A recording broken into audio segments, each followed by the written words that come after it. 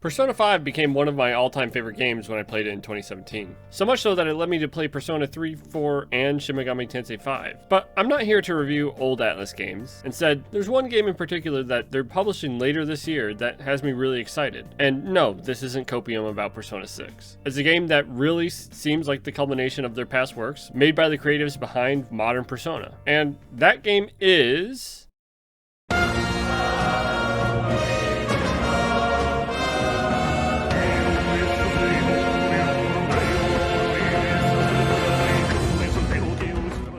Metaphor Refantazio.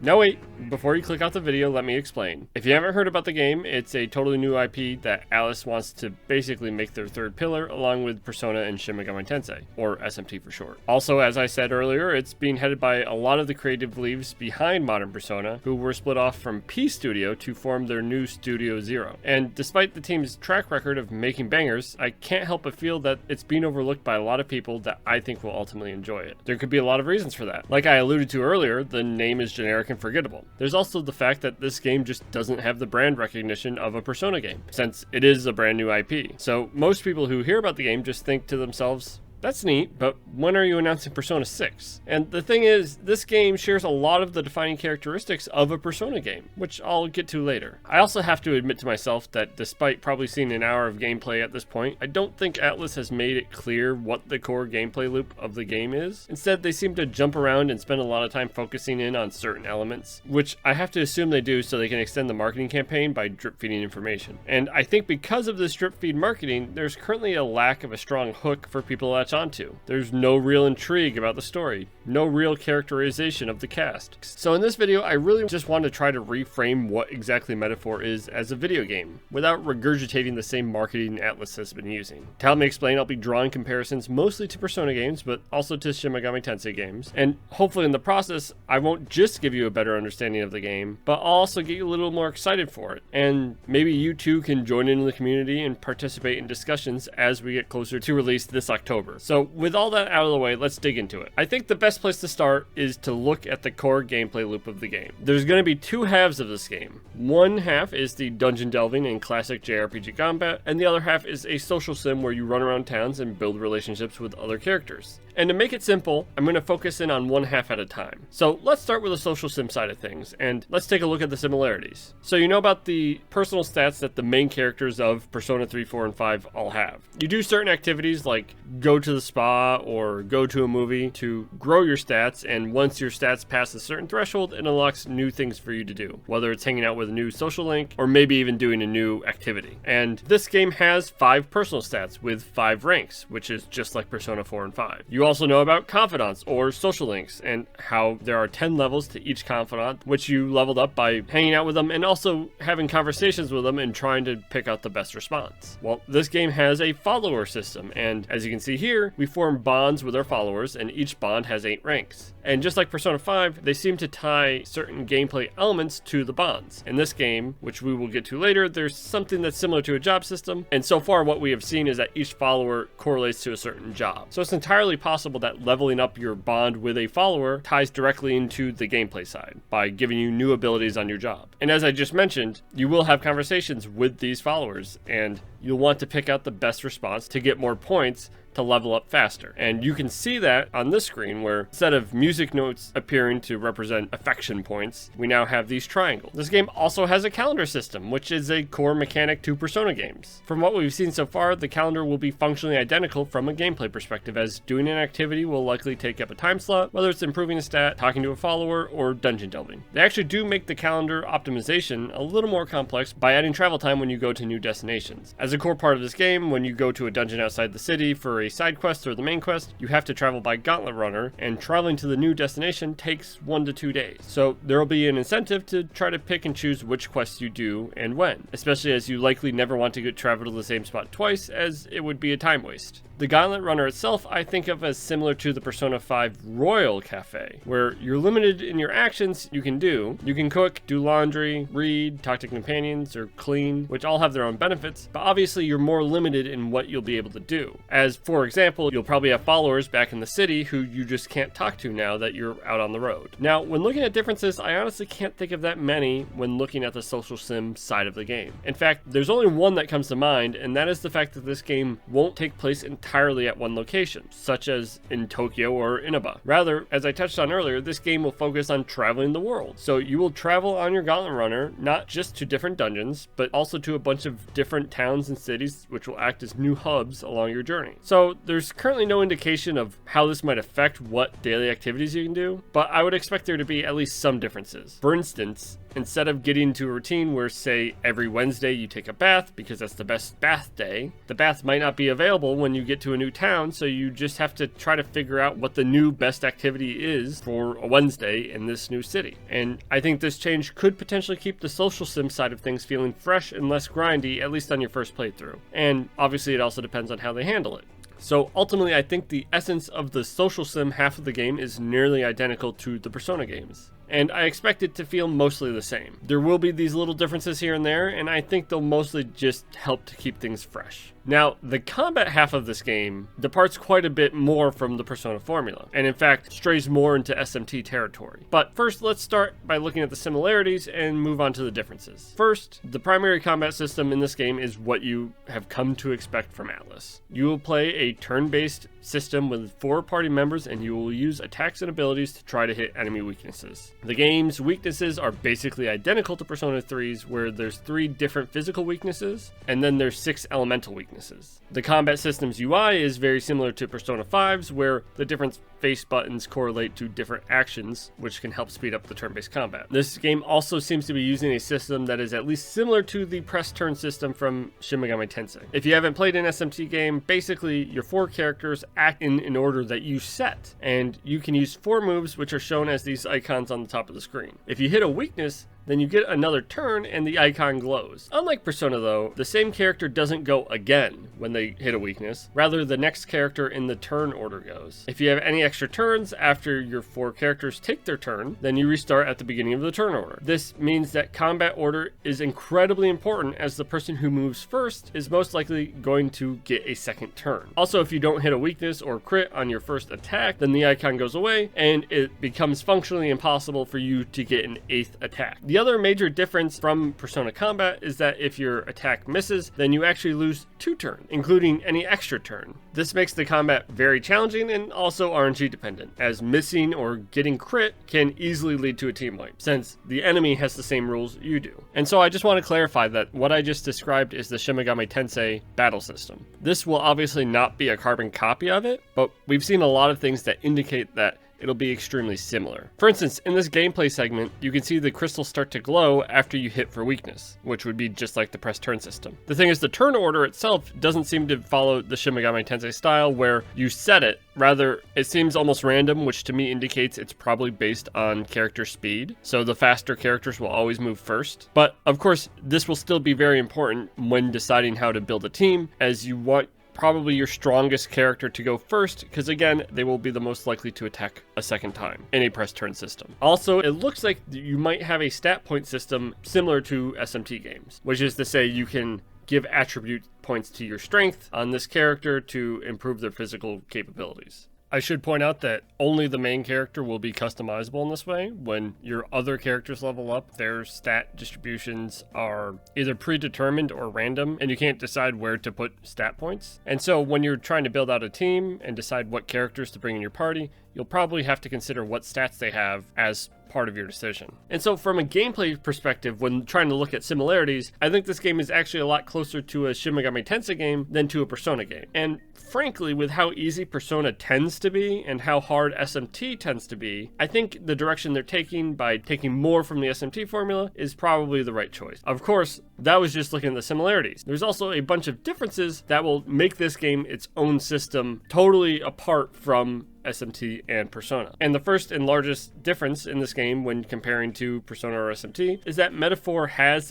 action combat. This might be a little confusing since I just talked about turn-based combat, but this game actually has 2 main combat systems. They actually made a kind of light action combat system where you can attack and dodge in the overworld, and then if you choose to, you can jump into turn-based combat. This system is basically the developer's way of speeding up dungeons. Now, if there's an enemy that's much weaker than you, you will basically one-shot them outside of combat, so you don't have to waste time going into and out of turn-based combat. Of course, the action combat doesn't just exist to kill the small and weak enemies. It also acts as a preemptive attack system, where if you do well enough in the action combat, you'll get an advantage at the start of the turn-based combat by basically applying damage to the enemy and also stunning them, which gives you your turn first. This whole action combat thing has been a big focus of the marketing so far, since it is so different, so you can definitely check out more, but ultimately I think it is pretty straightforward. I also would expect that any boss fights don't allow you to have a preemptive attack like the random trash mobs, since that would kind of make things very swingy and unbalanced. And the action combat isn't the only real deviation from their previous game. This game is also going to have what is effectively a job system in the form of archetype. We've seen the archetype screen, and the developers have said that there's 40 plus in this game. However, they have even clarified, and by looking at the tree, you can kind of tell that some of the archetypes evolve from one another. The developers have called this lineages. So basically, they have said there's 14 lineages with over 40 archetypes. So there's basically 14 different types, and those different types, they will all evolve into more powerful archetypes that do the same general thing. But on top of the combat theming, the jobs also have their own weaknesses similar to personas in the Persona game. So if this game does end up being challenging, it could very well be that certain boss fights basically require you to change jobs to avoid getting your weakness hit. Like, let's say a mage is weak to darkness, and the enemy boss you're fighting spams a bunch of darkness moves. Well, you don't want to use the mage anymore. You want to switch to something that isn't weak to darkness. Another big difference that kind of makes combat a little more challenging is that there are no all-out attacks. All-out attacks are very much a Persona thing, not an SMT thing, so this probably isn't that surprising. But not getting a free AoE attack that does a bunch of damage when you knock down all the enemies is pretty powerful, and not having the all-out attacks should make clearing dungeons a little bit harder. And so instead of having all-out attacks as the main feature of the game, they've instead made a totally new system, and that system is the synthesis system, which you can see on the menu here. Basically, as the name suggests, when you have certain jobs on your team in certain combinations, they can combine or synthesize together to use powerful moves. So right now, this system does seem like it's context sensitive, which is to say that basically any archetype loadout you come up with will have unique synthesis abilities based on the specific jobs you have in your party at that time, rather than having all synthesis attacks available at all times once you've learned them. And so obviously these synthesis abilities will be very powerful, since they kind of want them to be this almost penultimate attack that combines your powers. Now, to balance it out, the developers have basically made it so different synthesis abilities have different costs associated with them in the form of turn costs. So what I mean when I say turn cost is that every synthesis ability we've seen so far has a minimum cost of 2 turns. And some can cost all the way up to 4 turns. And so when you use, say, a synthesis ability that uses 4 turns, your turn will instantly end, right? Because you will have no turns left. That is, unless you already built up extra turns by hitting weaknesses. And so obviously this adds another layer of complexity to the gameplay. Team comps now just don't boil down to, okay, what is the best damage dealer, the best healer, best tank? You also need to think about the synthesis abilities that they create together. And also, since this is a press turn system, you likely want to use your synthesis abilities after hitting weaknesses to maximize the number of turns you would take. And so on the combat side of the game, I think, again, this game is closer to a Shin Megami Tensei game, but it's also been twisted quite a bit to a point where I definitely think it's its own unique thing. Now, I think that covers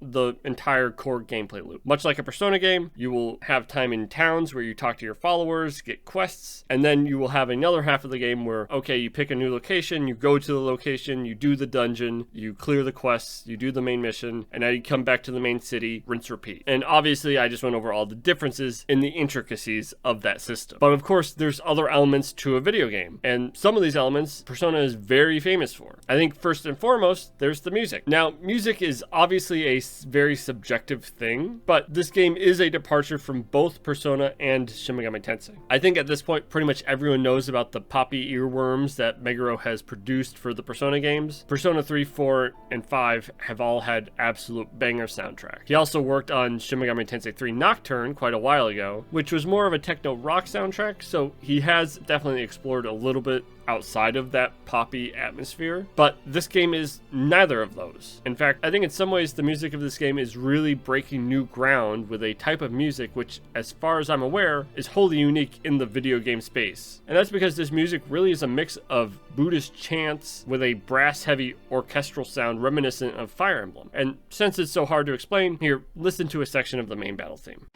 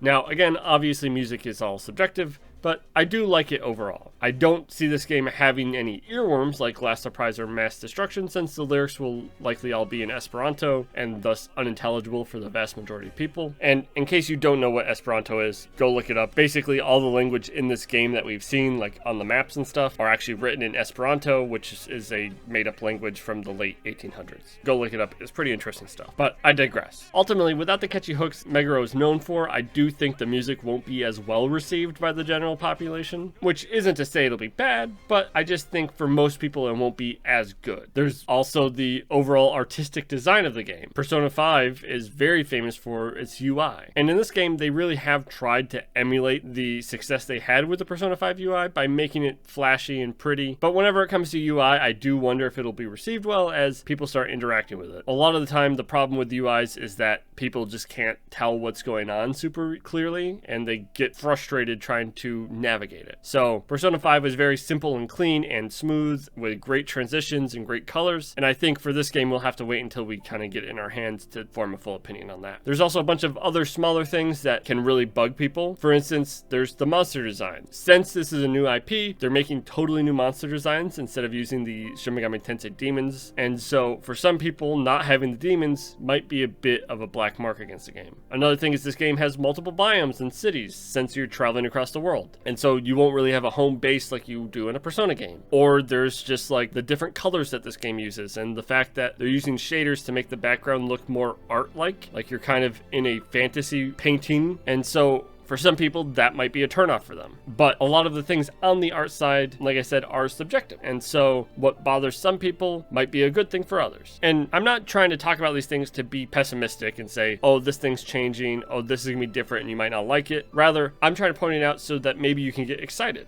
Because really, that's the reason I'm excited too. I think that change brings potential, and potential is really what feeds into my anticipation personally. I love the Persona gameplay loop. It's honestly, I think, one of the best video game concepts that I've ever played. But I will admit that I think Persona 5 sometimes had poor pacing. You see, the game incentivized you to do as much as possible in a single time slot. So players inherently, if they were trying to maximize time, would want to try to do dungeons in one shot. You didn't want to leave a dungeon, waste your nighttime slot, come back the next day, and then finish it up. And so that meant that players would try to spend probably 10 hours in dungeons. And then after you spent your 10 hours in the dungeon and you beat it, you would then spend 5 hours doing the social sim, and then a few hours watching cutscenes, and then that repeated like 6 times, and that was the video game. And so these really drawn out segments where you're doing the exact same thing for hours at a time can definitely get tiresome. And I felt it a couple times when playing the game, even though I love the game. And so now here's this new game, and based on everything we've seen, we don't have these giant palaces or Tartarus or the TV dungeons from Persona 4. Instead, we have a bunch of different cities with a bunch of different locations to do all the side quests. I mean, from what we've seen so far, each city seems to have about 6 or so little mini dungeons attached to it. And so now with the new game, since you now go to multiple cities and each city has its own little mini dungeons. Now instead of going into the dungeon and spending 10 hours in that one dungeon straight, you go to a dungeon, it will probably be a quicker little mini dungeon, maybe 30 minutes. You'll be done and oh, now you need to go back to the city anyway. So you'll go back to the city, turn in the quest, talk to some people, maybe get some other quests, and now go to a new location. And so I do hope and think that this new system will have a little better pacing. And really that's just one example of a gripe I had with Persona games in particular that I'm hoping kind of get addressed with Metaphor. As another example, there's a ton of people who've wanted the series to step away from the school life setting, and since this is a fantasy setting, that's now gone. And so these are just 2 changes that have the potential to fix something that bothered you while playing a Persona game. And that's really why I wanted to make this video. I think when you look at the team behind it, the concept of it, and what we've seen so far, there's no reason for a JRPG or particularly a Persona fan to not be excited. And I think most people who would be interested in this game just don't understand what the game really is because the marketing has kind of failed to be super interesting. I mean, Metaphor just doesn't have a ton of interest right now. I've been seeing more news about Persona 6 lately, which literally hasn't even been announced yet, than people talking about Metaphor. And if this game was just called Persona 6, I think this game would be one of the most anticipated games for the year, and everyone would be talking about it, even with all of the changes. And I think that really illustrates the power of brands, but that's a discussion for another day. And so hopefully this video will help you to see through the generic name and dull marketing, and help you understand why I'm so excited for this game. There's still a ton of other information they've talked about, like the story for the game, which I really didn't touch in this video, because, I mean, really, every game ever has a new story that is different and may or may not be good. And so if this video sold you on the concept of the game, feel free to look at other videos where they probably talk more about the story or maybe other elements that I haven't touched on here. Also, if you have any questions or if you've seen any other things that you'd like to talk about regarding this game, feel free to drop a comment. Going forward though, I'm not sure how much I will cover the game because truthfully other people in the space have made great videos for the Metaphor trailers, which is what I used to do with the Final Fantasy 16 trailers. And so I don't feel the need to deep dive like I did with Final Fantasy 16. And so going forward, I might cover the trailers, but I really just kind of wanted to get this one thing off my chest. But going forward, I do hope to at least make some more videos about random things that interest me. And if you're at all interested in RPGs or video game discussions, feel free to subscribe, and I hope to see you next time.